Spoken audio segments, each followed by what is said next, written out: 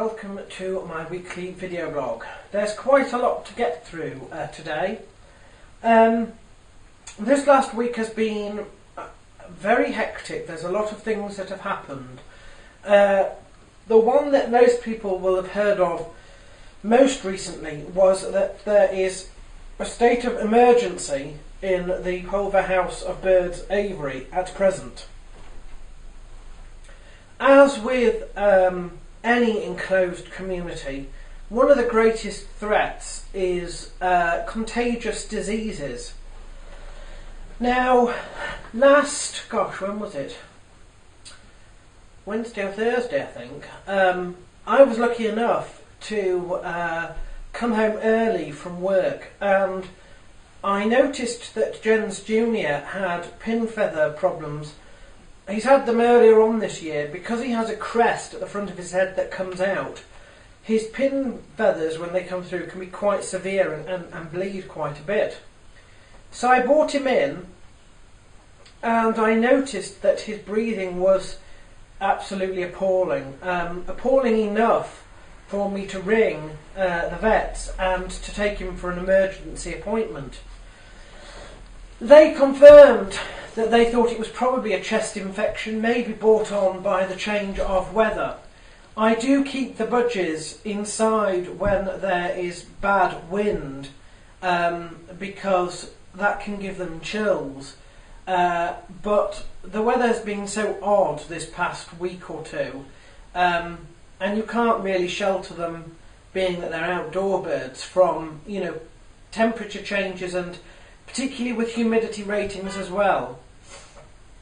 Somehow he's managed to get this. So I quarantined him and brought him in, and they've given him Baytril. And now, I apologise for whoever is beeping their horn outside.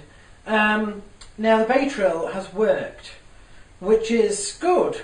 It proves that it's probably a bacterial infection of some sort. The bad news is I've noticed it in most of my other budgies as well, which means that it's a contagious disease which has spread, and I have to assume that all my budgies have it.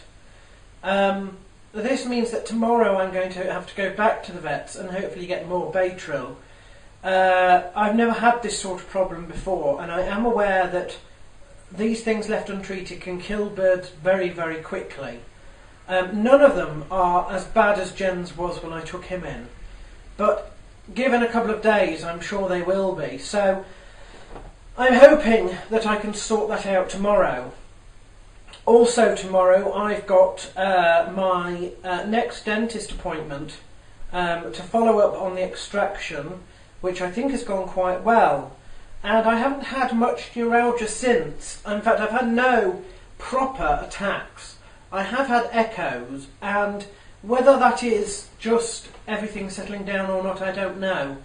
I think it's too soon to say that I've completely been healed of the problem.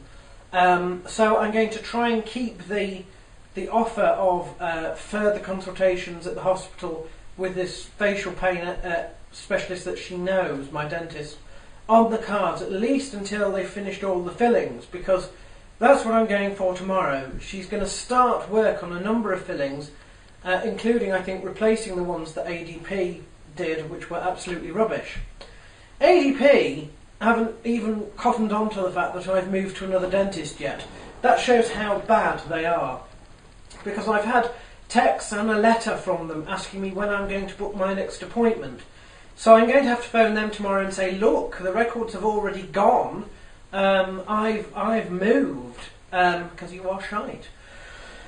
So that's tomorrow, which means I'll probably have to do my shopping on Tuesday rather than tomorrow. The good news, of course, is that I actually have enough food from last week to carry over to this week, and that's mainly because I've changed my eating pattern.